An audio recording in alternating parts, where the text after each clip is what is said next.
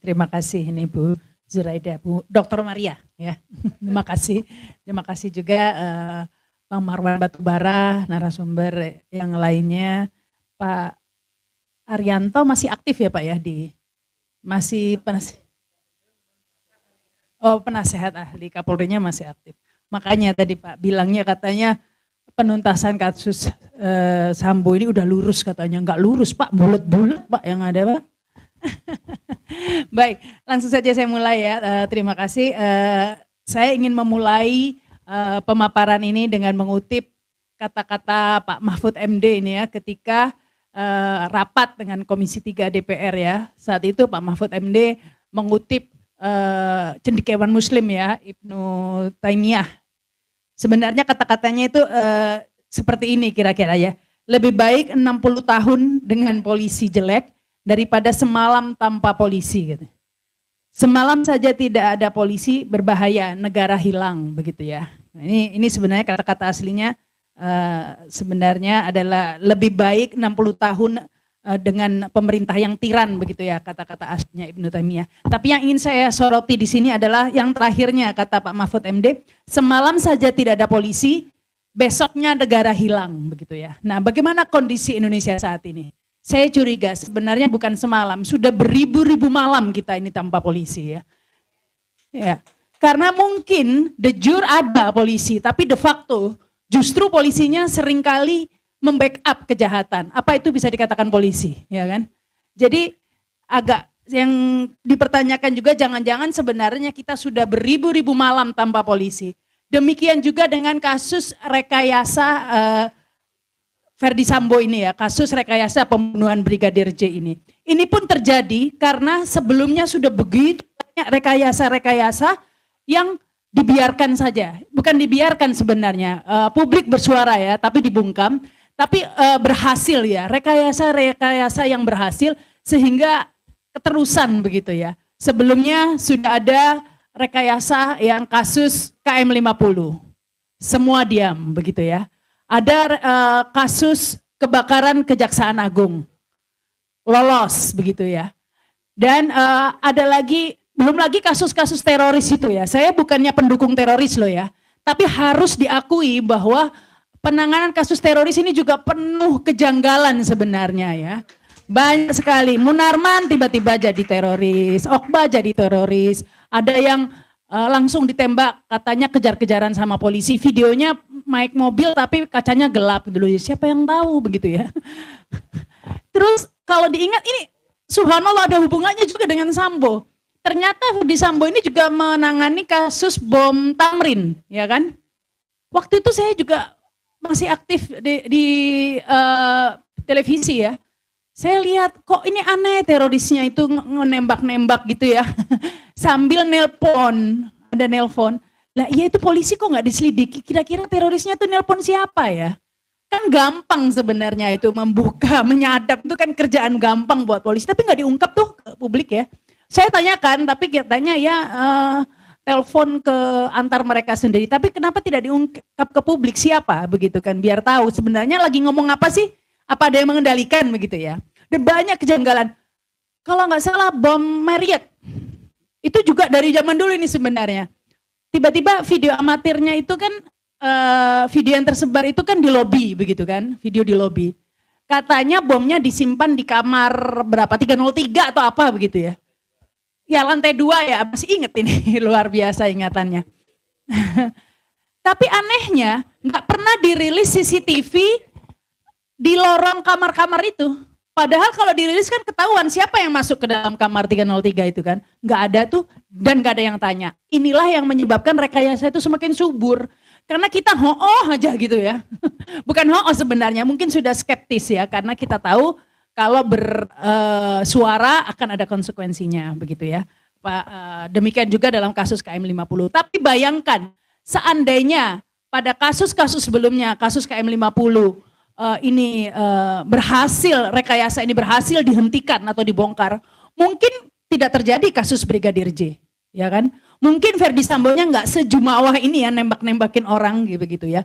Dan sangat tidak setuju ya Pak Arianto kalau dikatakan ini masalah sederhana pelecehan seksual. Aduh Pak, stop Pak, itu lagu lama Pak, tolong jangan diputar di sini. Karena ya tapi Komnas HAM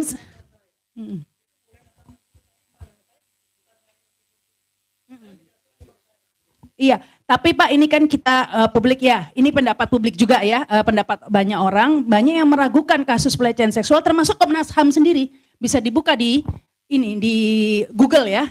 Betapa ketika Kompolnas dibully karena ketahuan ya, Denny Mamoto mendukung, langsung Komnas HAM itu balik arah begitu. Mengatakan tidak yakin adanya pelecehan seksual. Itu yang ngomong Komnas HAM, silakan dibuka di Google ya. Dilala, Komnas HAM-nya sekarang berubah lagi. Katanya terjadi pelecehan seksual, apa nggak bingung itu ya?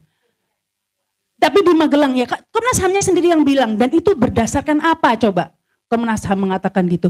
Lawang, keterangan itu hanya berdasarkan saksi Pak Haryanto ya. Saksi dari yang bersangkutan sendiri, tersangkanya sendiri. Dan keterangan itu nggak bisa di cross check. Karena mau di cross check, yang meninggal kan ya pelakunya satunya. Kedua, yang namanya pelecehan seksual itu kan ada pasti ada buktinya ya, minimal baju kancingnya robek, baju robek, atau maaf ada bekas sperma katanya diperkosa gitu loh kan. Nah ini kok bisa nggak ada bukti sama sekali. Saya ingin membuka ini berita-berita yang ada di media ya nih Pak ya. Bahkan dikatakan sebenarnya apa yang terjadi di Magelang itu hanya Ibu Putri, Brigadir J, dan Tuhan yang tahu. Loh kok gitu sih, ini yang ngomong polisi Pak. Katanya yang tahu itu hanya Tuhan dan pelakunya sendiri. Padahal kan ya ini tugas polisi untuk mencari bukti-buktinya itu. Kenapa seperti itu? Kalau buktinya kurang, kasus ini bisa dihentikan seperti kasus Marsina begitu ya. Dikatakan nggak ada bukti karena CCTV-nya di Magelang nggak ada. Ya padahal itu tugas kepolisian untuk mencari bukti. Seperti saya katakan tadi, lah kalau memang Ibu Putri itu korban pelecehan seksual, seharusnya bajunya semuanya itu nggak dibuang, disimpan. Karena dia korban nggak mungkin menghilangkan barang bukti, ya kan? Karena dia korban pemerkosaan begitu ya. Lah ini kok nggak ada gitu loh ya. Selain keterangan, kalau keterangan satu pihak saja itu tidak lebih dan tidak kurang, namanya spekulasi. Sama dengan saya ini berspekulasi ya. Tapi ini pihak kepolisian kok, Komnas HAM dan lain tuh kok sama-sama spekulasi loh. Publik kan bingung lah, yang benar mana kok spekulasi semua ini kan. Kalau kita memang berspekulasi begitu ya. Dan seperti kasus ini makanya saya bilang ya, kan ketika seperti dikatakan Pak Haryanto tadi ini ya, ini Tuhan yang membuka kasus ini, akhirnya karena takabur dan lain sebagainya. Tapi hati-hati, jangan ini, terutama netizen ini banyak yang sudah puas, ini mubahalah katanya, udah berjalan, tunggu dulu, jangan puas dulu begitu ya. Sudah banyak kan beredar di media juga bahwa akan ada serangan balik katanya dari Kaisar Sambo begitu. Ini masuk akal loh analisa itu. Buktinya sekarang balik lagi kan ke skenario awal pelecehan yang tadinya semua sudah mentahkan, bahkan laporannya ditolak polisi Pak. Laporan soal pelecehan seksual itu ya kan, sebelum pindah lokus deliktinya ya, sebelum pindah ke ini, sudah ditolak dan sekarang pindah orang tanpa ada bukti selain keterangan. Nah gitu kok bisa diterima. Ini menunjukkan apalagi Komnas HAM dan perempuan ini, Komnas Perempuan ya, Komnas Perempuan. Nah ini dari sini kan kita bisa membaca bahwa wah bukan tidak mungkin ada serangan balik dari Sambo begitu ya. Lihat saja waktu rekonstruksi, masih gagah ya, masih gagah, bahkan ada yang ketawa-ketawa ya kan. Waktu rekonstruksi malah ketawa-ketawa, siapa yang Kuat Ma'rufnya kan ketangkap kamera itu, netizen rame, ketawa-ketawa. Begitu percaya dirinya mereka, masih kuat loh, jadi jangan terlalu bersyukur dulu atau berlega-lega dulu ya. Wah ini mubahalah sudah terlaksana, hati-hati begitu ya. Semua harus diperjuangkan, berjuang dulu begitu ya. Nggak mungkin, ini menunjukkan bahwa kita harus berjuang. Kenapa? Seperti yang saya kutip di awal, ini adalah taruhan bangsa ini. Ini bukan hanya masalah kepercayaan publik ke polisi turun naik sekian persen, bukan. Ini masalah bangsa ini bisa hilang Pak, kalau ini nggak ditangani. Karena apa? Sekarang saja, seperti saya katakan tadi, ini bisa beribu-ribu malam tanpa polisi sebenarnya. Beberapa waktu yang lalu, saya wawancara korban mafia tanah. itu sudah ada oleh Forum Korban Mafia Tanah Indonesia begitu ya, dengan ketuanya dan beberapa korban. Saya tanya, ada berapa orang? 30.000 orang yang sudah tergabung. 30.000 orang korban mafia tanah. Barusan saya baca tadi pagi di Duren Sawit di Jakarta 15 rumah udah dieksekusi, diusir. Yang sudah tinggal berapa tahun, 15 tahun dalam rumahnya, punya sertifikat, punya IMB, tiba-tiba ada antah berantah si fulan cuma pegang 3 institusi, polisi, BPN, terus satunya lagi siapa? Polisi, BPN, pengadilan. Udah bisa menguasai tanah orang begitu ya.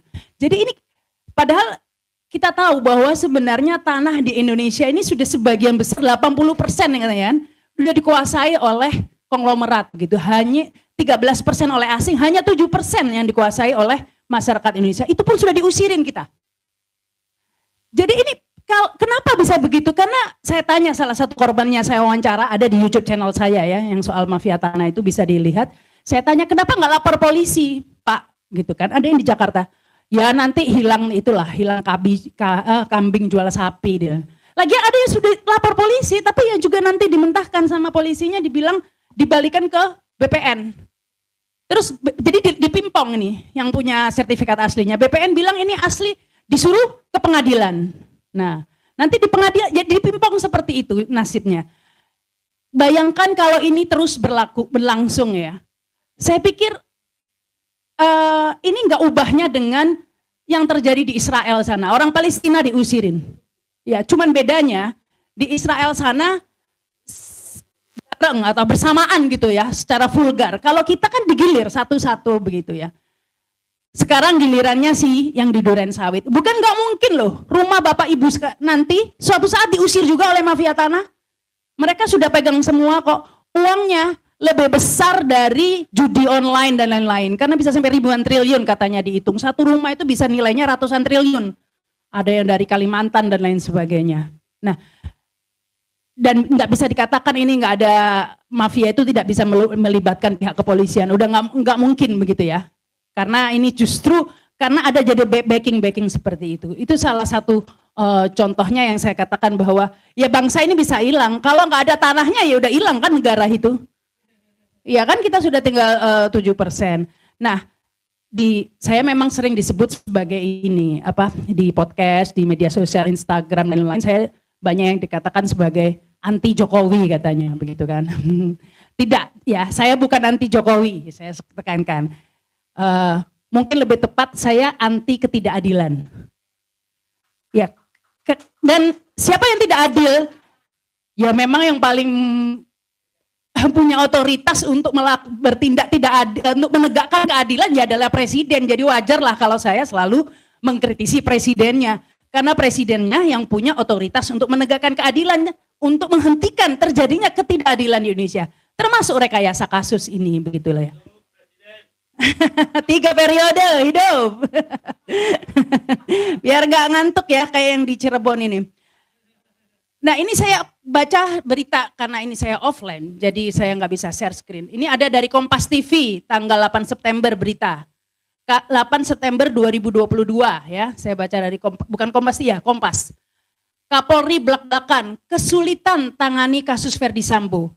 Ada intimidasi hingga ancaman ke penyidik, begitu. Kapolrinya itu yang mengaku kesulitan. Nah kalau ini murni kelakuan oknum.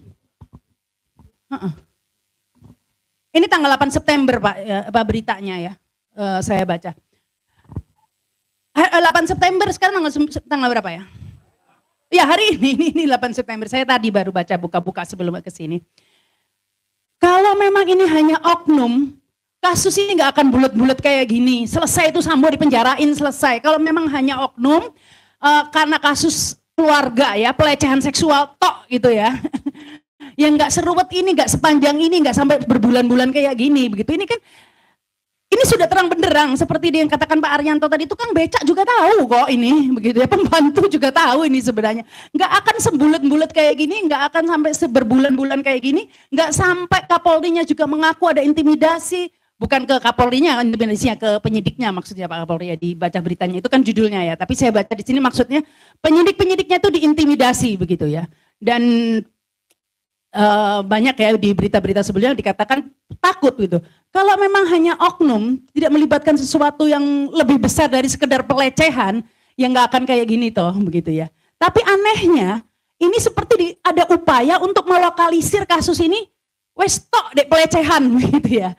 Seakan nggak ada kasus lain. Ada kita logika publik itu diseret seperti itu. Coba tiap hari kita buka Google, itu kalau nggak ada kata berita, gini judulnya nih ya.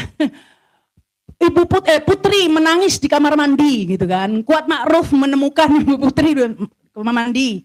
Habis diperkosa oleh ini gitu ya. Nanti buka lagi muncul lagi Ibu Putri digendong. Apa pokoknya tiap hari kayak sinetron, kayak telenovela gitu. Ibu Putri digendong oleh siapa gitu kan. Terus berita pernah saya baca lagi Ibu Putri dibanting oleh Brigadir J. Pernah kan ya? Nah sampai ketawa ya itu ya. Ini apa? Tahu nggak itu apa? Ingin membawa logika publik agar terseret kepada cerita drama Korea ini begitu ya. Sehingga yang sesungguhnya ini nggak terungkap. Ini tiap hari beritanya kayak gitu terus begitu ya. Nah ini padahal sebelumnya dikatakan ini adalah ditangani secara saintifik. Ini bukan saintifik, ini serba spekulasi. Nggak ada bukti kalau pelecehan saja. Sebelumnya pihak kepolisi yang bilang pelecehan itu sebenarnya bukan polisi ya. Komnas HAM yang bilang kalau polisi berdasarkan keterangan Ferdy Sambo kan begitu kan ya, jadi belum hasilnya, tapi Komnas HAM sudah kekeh gitu loh. Jadi ini kan kelihatan juga, padahal sebelumnya Komnas HAM sendiri nggak yakin ada dugaan pelecehan. Nah seperti itu, inilah yang perlu seperti dikatakan harus diperjuangkan saat ini adalah kasus Brigadir J ini adalah to be honor to be-nya Indonesia, ya.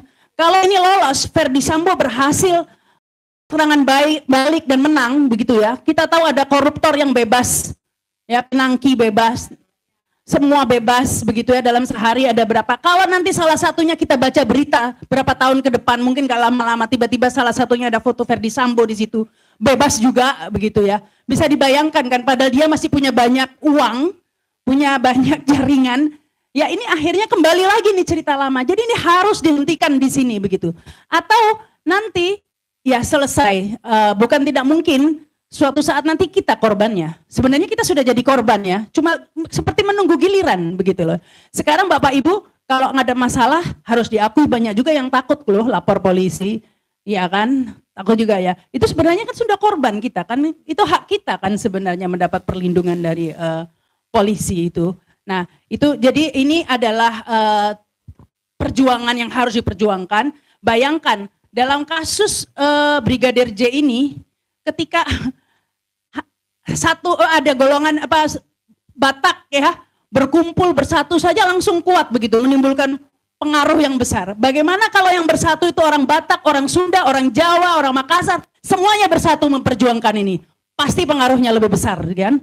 Jadi waktunya kita bersatu, karena nggak akan bisa meruntuhkan ya rekayasa dan praktek-praktek yang sudah sekian lama ini kalau kita tidak tahu. Dan oligarki itu tahu ya, ini langsung nyaut ke oligarki. Karena apa? Itu sebabnya oligarki menciptakan buzzer-buzzer. Tujuannya cuma satu, supaya nggak bersatu Indonesia. Ya, karena kalau bersatu kita bisa menggulingkan itu semua praktek-praktek. Jadi dalam kesempatan ini saya nggak ingin panjang-panjang ya, supaya kasus ini diusut bukan drama lagi. Ini jauh dari lurus ya. Saya nggak ngikutin, kalau Pak Fahminya itu sudah disanksi nggak ya? Yang Pak Fahmi ini. Nggak disangsi kan ya? Masih bebas begitu ya. Nah, itu padahal tadi dari keterangan semua tahu kan yang ini skenario dari Pak Fahmi. Nah ini publik mau percaya bagaimana? Yang pelukan Teletubbies juga masih bebas, ya kan? Nah ini orang mau percaya bagaimana? Mau dikatakan saintifik lurus dan bagaimana begitu? Bu Putrinya juga masih bebas. Ya katanya demi kemanusiaan anak dan lain-lain sebagainya. Nah ini orang mau disuruh percaya itu piye gitu kan ya? Bagaimana begitu ya? Belum lagi dugaan-dugaan yang katanya ada ditemukan 900 miliar 303 konsorsium. Itu nggak ada komentar sama sekali ya. Cuma dibantah saja bahwa itu tidak benar. Titik. Ya kita kalau dibantah gitu aja ya itu ya semua juga maksudnya kan kita ingin diusut begitu ya. Seharusnya ini KPK, PPATK ya kan, mengusut ya aliran dana dari Verdi Sambo ini ya, karena kan biasanya seperti itu kalau kasus-kasus lainnya. Nggak tahu nih KPK-nya sibuk Formula E kali ya. Saya bukan pendukung Anies juga loh ya, tapi ya bagaimana ya, saya juga kalau Formula E memang ada ya diusut nggak apa-apa, tapi kenapa kasus-kasus lainnya seperti laporan Ubedillah Badrun terhadap Gibran dan Kaisang di stop giliran Formula E, loh ini kan sudah politis namanya begitu ya. Jadi sekali lagi bagaimana publik mau percaya begitu. Ini maaf saya agak ngotot soalnya ini udah siang, jadi biar bangun gitu ya. Kalau enggak saya khawatir nanti tidur. Ya, jadi saya hanya ingin menekankan bahwa kita harus berjuang, harus bersatu, karena lawan kita ini kalau hanya rakyat yang belum disuap oleh oligarki, ya. Kayaknya semua ini amplopnya Verdi Sambo udah mengalir kemana-mana begitu ya. Nah, hanya kita yang belum kebagiannya. Semoga ini rakyatnya masih mempunyai nurani, karena begini. Ini sekali lagi seperti dikatakan Bang Marwan tadi, ini bukan masalah agama, bukan masalah suku begitu ya. Kadang-kadang dilokalisir seperti itu. Ini boleh terjadi di KM 50. Diam saja giliran ini enggak. Padahal ini sebenarnya bukan itu. Ya orang boleh saja enggak suka sama Habib Rizik misalnya. Mungkin karena apa, ada alasan begitu, apa ceramah atau karena enggak suka gitu. Itu hak mereka gitu. Tapi tidak ada yang boleh membenarkan pembunuhan terhadap 6 pemuda itu tanpa melalui pengadilan yang jelas. Tanpa ada kenapa diam? Hanya karena benci sama FPI-nya begitu. Nah ini yang kita tidak boleh diam atas kezoliman, ketidakadilan begitu ya. Siapapun itu, menimpa siapapun itu. Kalau kita diam, jangan heran suatu saat menimpa keluarga kita, bisa diri kita. Karena kita membiarkan praktek itu. Ini kan akan terus berkembang ya. Lama-lama kita benar-benar setiap malam tanpa polisi, apa jadinya begitu ya. Benar-benar hilang negara ini. Jadi ini pertaruhan kasus Brigadir J ini, marilah kita bersatu, berjuang, jangan hanya menyerahkan biarlah Mubahala bekerja, enggak gitu ya, it doesn't work like that. Even Nabi Muhammad dulu harus berperang dulu ya, harus berjuang, harus kalah dulu di perang ya, harus sakit, harus terluka dulu begitu ya. Jadi jangan terus ya udahlah biarlah Allah yang membalas ya, ini agak enggak seperti itu, enggak akan ada karpet merah. Jadi salah satu saya ingin mengajak, marilah kita bersatu begitu ya, semuanya bersatu, yakin kalau bersatu kita akan kuat berjuang untuk melawan ketidakadilan ini ya, karena kita mengharapkan dari yang punya otoritas kayaknya susah ya, lambat begitu ya. Jadi ini waktunya kita bersatu untuk berjuang melawan ketidakadilan. Itu saja ya, terima kasih. Assalamualaikum warahmatullahi wabarakatuh. Luar biasa, aduh Pak Rahma Sarita.